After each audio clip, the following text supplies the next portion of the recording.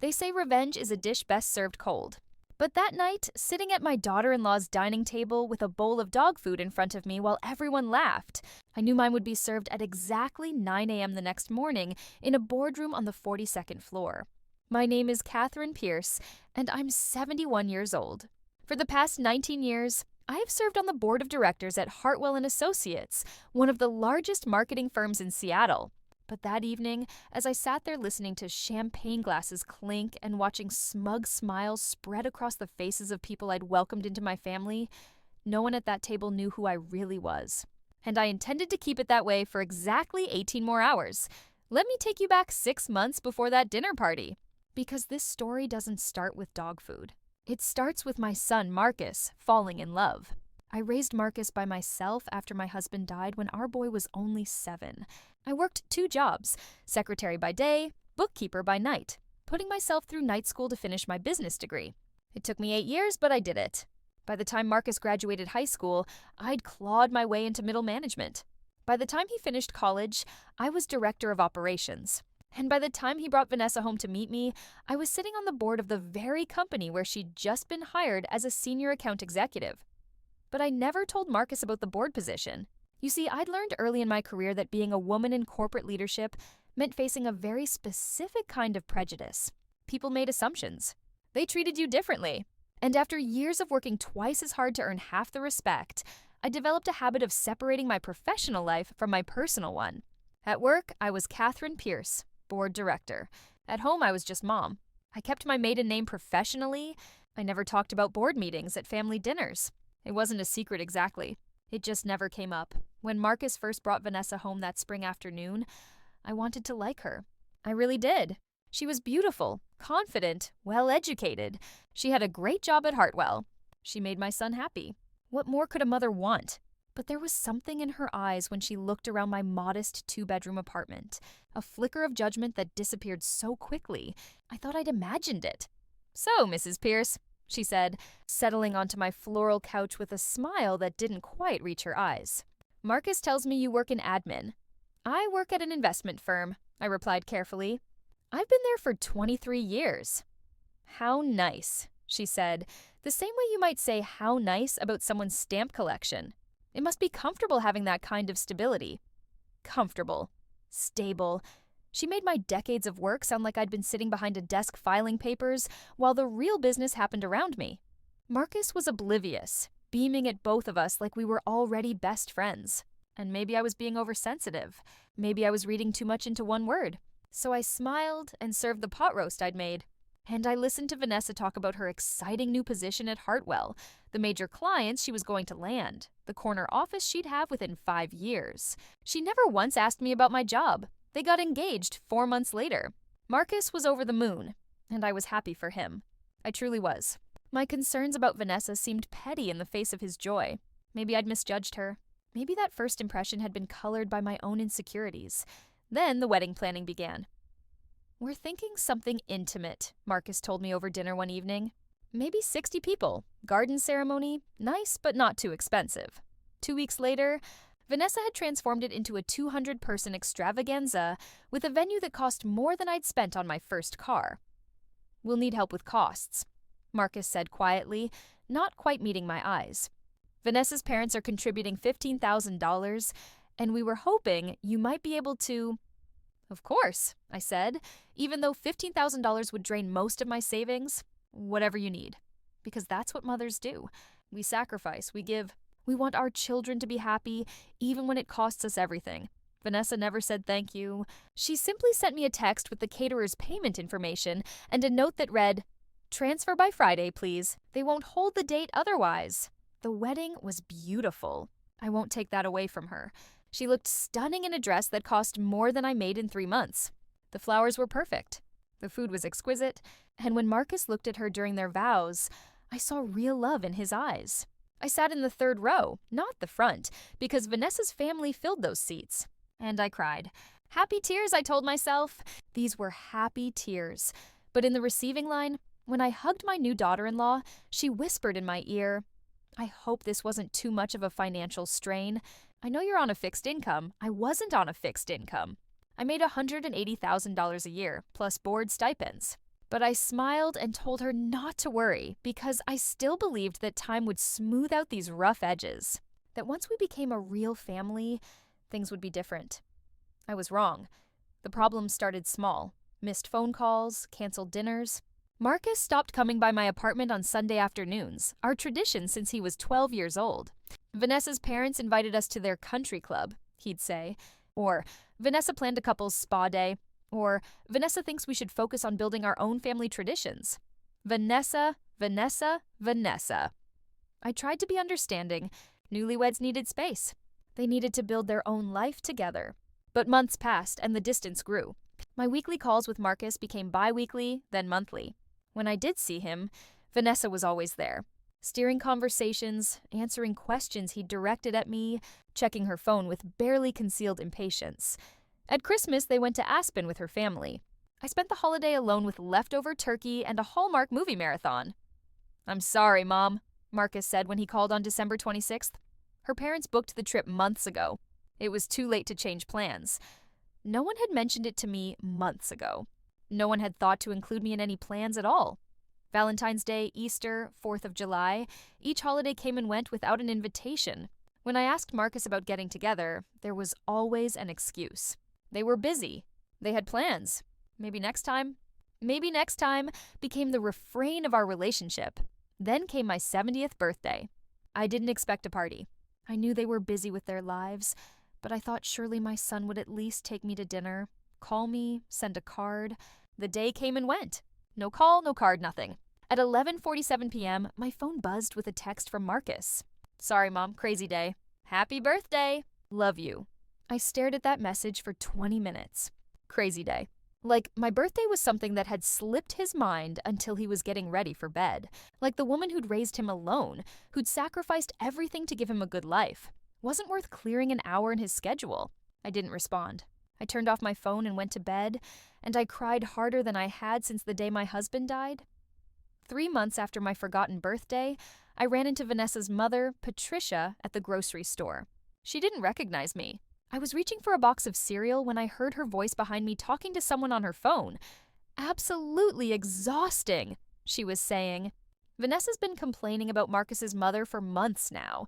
Apparently, the woman is desperately poor and keeps asking them for money. Can you imagine? They just had to take her out for her birthday out of obligation. And Vanessa said the woman actually cried at the restaurant. So embarrassing. I froze, my hand still extended toward the Raisin Bran. Patricia continued, oblivious to my presence. Vanessa's trying to create distance, which I completely understand. Sometimes these older women from working class backgrounds, they become clingy. You know, they don't understand boundaries. She moved past me, still talking, and disappeared around the corner. I stood there in the cereal aisle for a full 5 minutes, trying to process what I'd just heard. They'd taken me out for my birthday. That's what Patricia had said, but they hadn't taken me anywhere. I'd spent that day alone, remember? Unless Marcus had lied to his wife, told her they'd taken me to dinner to get her off his back. And Vanessa had lied to her mother, embellishing a story that had never happened, painting me as some pathetic, crying burden they'd had to endure out of obligation. I'd never asked them for money, not once. I'd given them $15,000 for their wedding, and I'd never expected or asked for anything in return. But according to Vanessa's mother, according to the story Vanessa was telling people, I was desperately poor, clingy, an embarrassment, a burden. Standing there in that grocery store, something inside me went cold. Not angry, not hurt, just cold, clear, calculating. I'd spent months wondering what I'd done wrong, how I'd failed as a mother-in-law. Why Vanessa seemed to dislike me so much. Now I understood. It wasn't about anything I'd done. It was about who she thought I was. And who she thought I was someone beneath her, someone who could be dismissed, marginalized, and lied about without consequences. After that day in the grocery store, I started paying attention. Real attention. The kind of attention I'd been trained to pay in boardrooms, where what people don't say is often more important than what they do. At our quarterly board meeting in June, I noticed a familiar name on the new client roster. VH Consulting, Vanessa Henderson Consulting. She'd started her own firm, a boutique operation focusing on brand rehabilitation for mid-sized companies, and Hartwell & Associates was her first major client. I'd signed off on that contract myself, along with the other board members. It was a good proposal. Smart strategy, fair pricing. I'd had no reason to oppose it, and I hadn't known the VH stood for Vanessa Henderson. But now I knew. My daughter-in-law was working for the company where I sat on the board, the company that controlled her biggest contract, her professional reputation, her entire career trajectory. And she had no idea I started reviewing her account performance. As a board member, I had access to all vendor reports, client satisfaction metrics, and financial performance data. Vanessa's work was good. Not exceptional, but competent. She met deadlines. Her clients were generally satisfied. There were no complaints, no performance issues, nothing that would justify terminating her contract. I wasn't looking for a reason to sabotage her. Despite everything, I'm not a vindictive person. I was simply doing my job, and part of my job was knowing who our contractors were and how they performed. But I filed the information away. This knowledge that I held Vanessa's professional future in my hands, and she didn't even know I existed in that world. In late August, I received a text from Marcus, the first real communication I'd had from him in weeks. "Mom, Vanessa wants to have you over for dinner next Friday. Can you make it? Vanessa wants to have you over. Not we want to have you over. Not we'd love to see you. Vanessa wants." Everything in me said to decline, to make an excuse, to protect myself from whatever this was. But he was my son. And despite everything, despite the hurt and the distance and the lies, I loved him. So I said yes. The week leading up to that dinner, I had a board meeting, a routine quarterly review. We discussed performance metrics, approved new contracts, addressed vendor concerns, standard procedure. Then Richard Chen, our CEO, brought up a concern.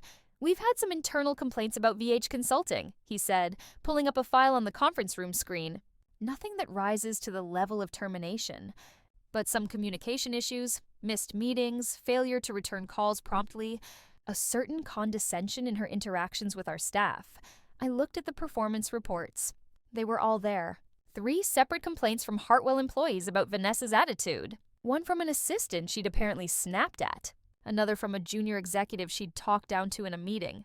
A third from someone in accounting she'd kept waiting for 40 minutes without apology. "She's talented," Richard continued. "But talent doesn't excuse treating people poorly.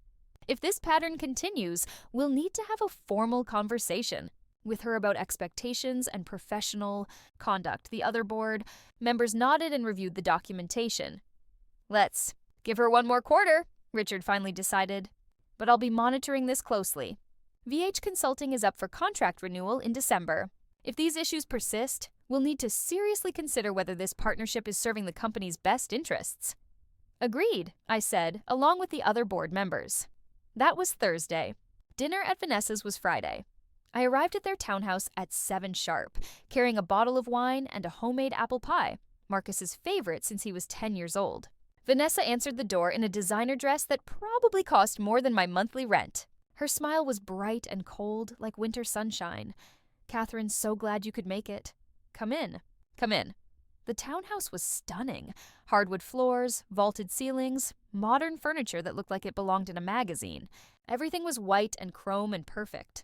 Marcus hugged me, and for a moment, he was my boy again. Then Vanessa called him to help in the kitchen, and the moment passed. "We have other guests coming," Vanessa said, taking my pie with 2 fingers like it might contaminate her. "I hope that's okay." "Just a few friends. Other guests?" She hadn't mentioned other guests. They arrived in pairs. Derek and Amanda, both attorneys. Chen and Sophia, he was a doctor. She worked in finance. Rick and Bette, venture capitalists. All of them young, successful, dressed in clothes that cost more than I spent on groceries in a month. And then there was me, 71 years old in a department store dress and sensible shoes. Clearly the odd one out. We gathered in the dining room where Vanessa had set a beautiful table with cloth napkins and crystal glasses. Everyone else got wine. I got water. "Catherine doesn't drink much," Vanessa announced, though she'd never asked me. "She's watching her budget." The first sting. I felt everyone's eyes on me.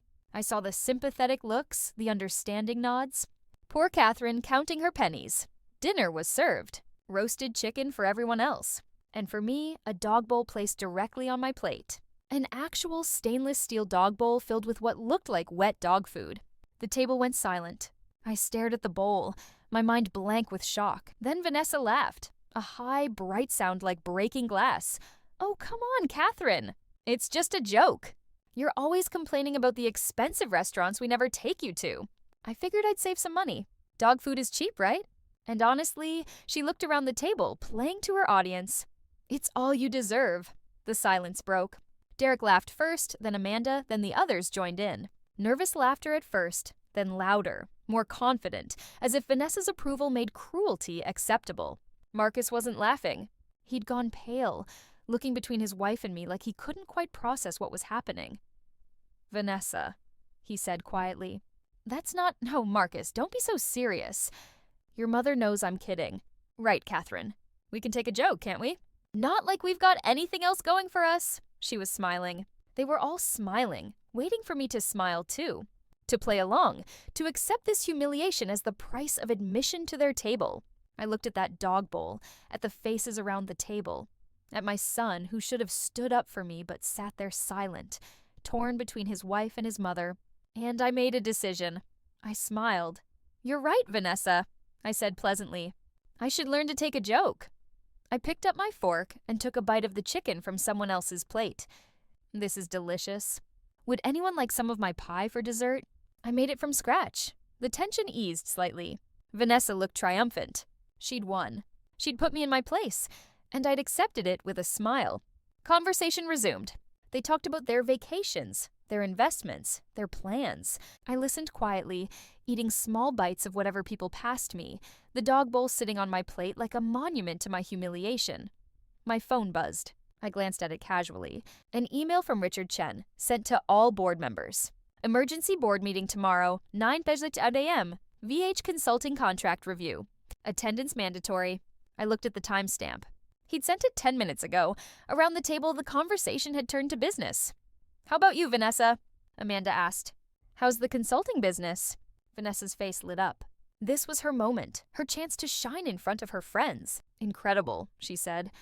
"I just secured a contract renewal with Hartwell & Associates. An 18-month extension, 20% increase in fees. They absolutely love my work." "Hartwell & Associates," Rick said, impressed. "That's huge. Their CEO is incredibly particular about vendors." "Richard Chen," Vanessa said smugly. "We have a great working relationship. He personally told me they're thrilled with my performance. The contract renewal is basically a formality at this point." "When does it get finalized?" Chen asked. "Board meeting tomorrow morning. Should be signed by noon." My phone buzzed again. This time, a text from Richard.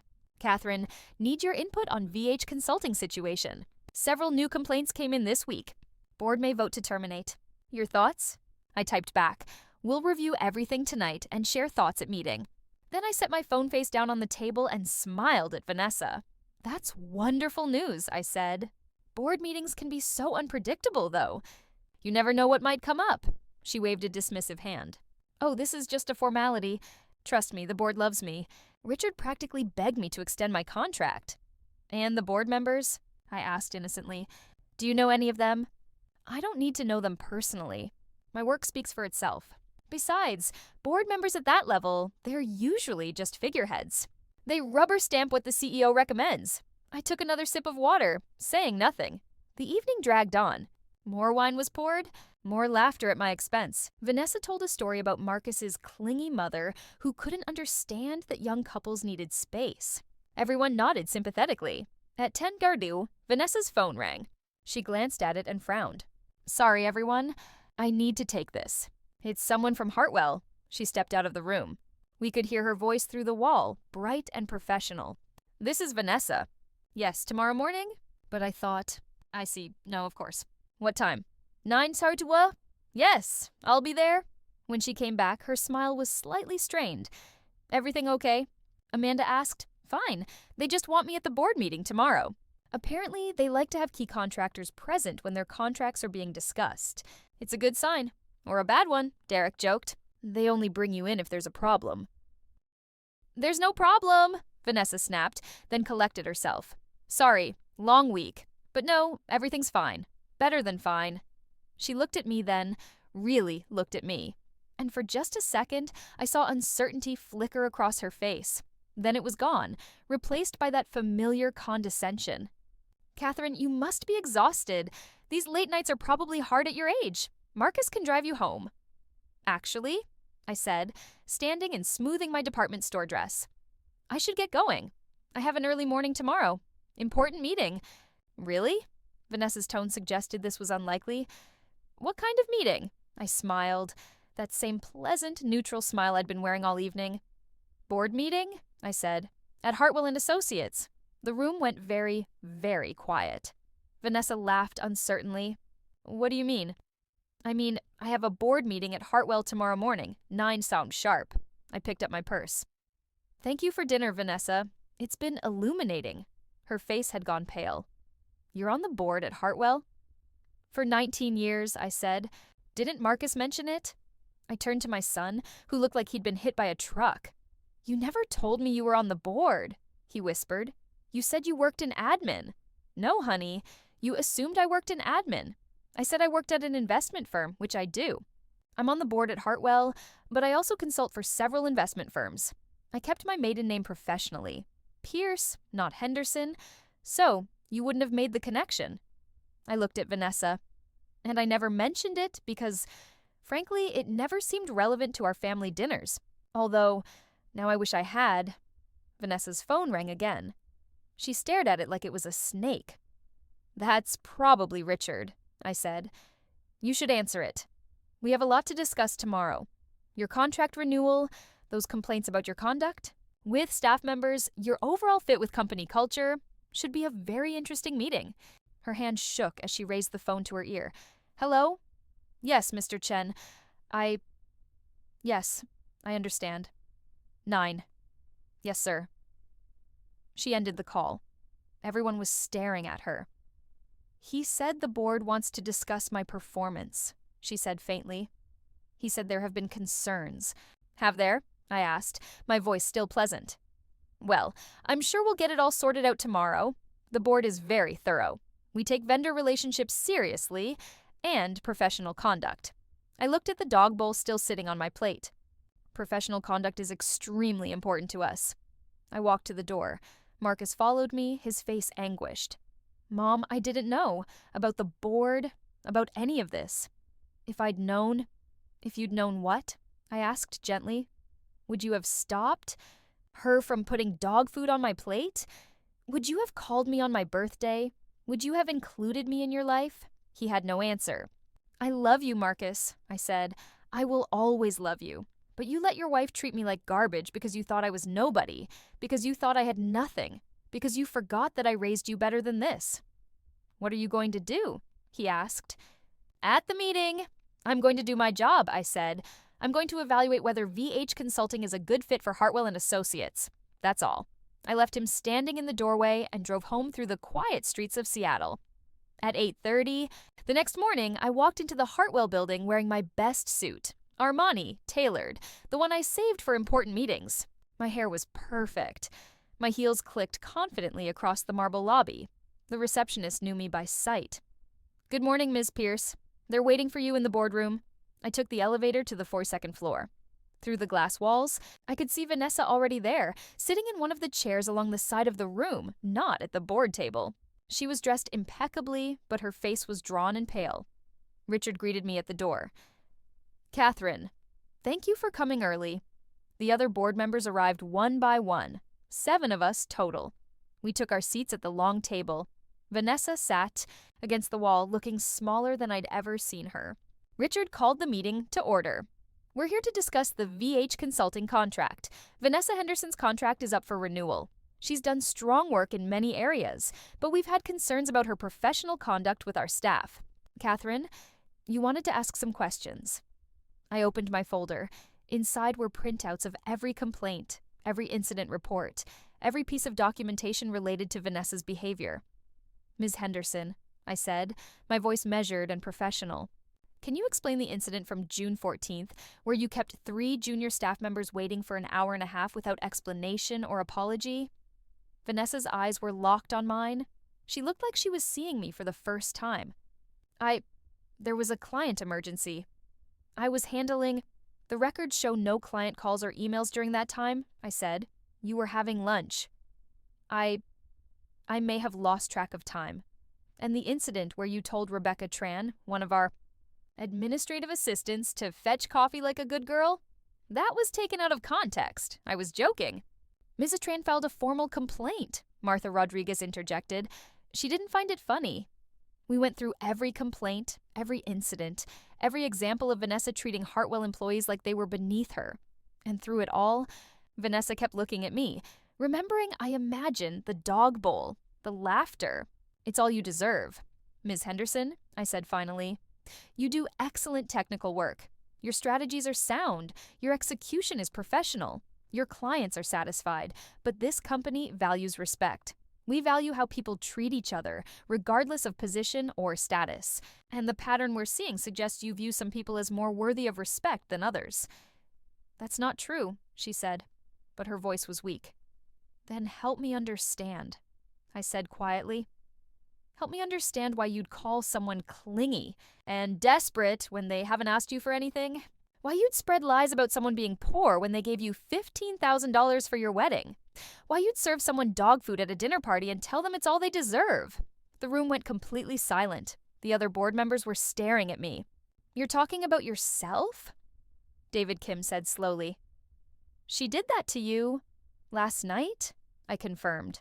At a dinner party at her home, in front of guests, with my son watching. Richard Chen's face had gone red. Are you telling me that you sat through that kind of treatment, knowing you had this meeting this morning, and you still came here prepared to evaluate her contract fairly? I came here to do my job, I said. My personal feelings about Ms. Henderson are irrelevant to whether she's serving this company well. But her pattern of treating people she perceives as beneath her with contempt, that's extremely relevant. I looked at Vanessa. She was crying silently, mascara running down her face. I'm sorry, she whispered. I didn't know. I thought you were nobody. I finished. You thought I was nobody. And that's exactly the problem, Ms. Henderson. You treated me terribly, not because of anything I did, but because of who you thought I was. And you've done the same thing to our staff here. You've treated people with cruelty and condescension because you decided they didn't matter. I'll change, she said desperately. I'll apologize to everyone. I'll make it right. Perhaps you will, I said. But not here, not at Hartwell. I looked around the table. 6 faces looked back at me, and I saw agreement in everyone. I moved to terminate the VH consulting contract, effective immediately, I said. Do I have a second? Seconded, Martha Rodriguez said quietly. All in favor, 7 hands went up. The motion passes, I said. Ms. Henderson, your contract with Hartwell & Associates is terminated. You'll receive payment for work completed through today, and we'll provide references for your technical skills. But your relationship with this company is over. Vanessa stood up, swaying slightly. She looked at me with something like hatred in her eyes. You planned this, she said. You wanted revenge. No, I said. I wanted you to understand that actions have consequences, that how you treat people matters, that kindness and respect aren't luxuries you extend only to people you deem worthy. They're basic human decency you owe to everyone. She grabbed her things and fled the boardroom. We could hear her sobbing in the hallway. I drove to Lincoln Park and sat on a bench overlooking the pond, watching ducks glide across the water. My phone rang. Marcus. I let it go to voicemail, then listened to the message. Mom. His voice cracked. I don't even know what to say. Vanessa told me what happened at the board meeting. She's devastated. But Mom, what she did to you last night, I can't stop thinking about it. I just sat there. I let her humiliate you, and I didn't stop it. What kind of son does that make me? I know I don't deserve it, but could you call me, please? I need my mom.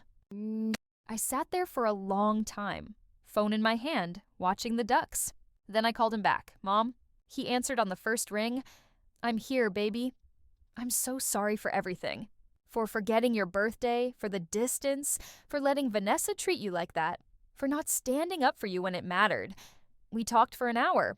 He told me about the fights he'd had with Vanessa after I left the dinner party, how she'd insisted it was just a joke, that I was overreacting, how he'd finally seen her the way I'd seen her all along, someone who measured people's worth by their bank accounts and social status. She's talking about divorce, he said. She says I chose you over her? Did you? I chose right over wrong, he said. I chose decency over cruelty. If that means I chose you over her, then yes, I did. Marcus filed for divorce 3 weeks later. Vanessa fought it, but Marcus held firm. Marcus and I have dinner every Sunday now, just the two of us, at my apartment. I make pot roast. He brings dessert. We talk about his job, my upcoming retirement, the books we're reading, the movies we want to see. Last Sunday, as he was leaving, he hugged me tight and said, "I'm proud of you, Mom, for building the life you built, for being who you are, for teaching me what real strength looks like." "What does real strength look like?" I asked. "It looks like making pot roast for your son every Sunday," he said, "even after he forgot your birthday. Even after he let you down," I smiled. "That's not strength, baby. That's just love." "Maybe they're the same thing," he said.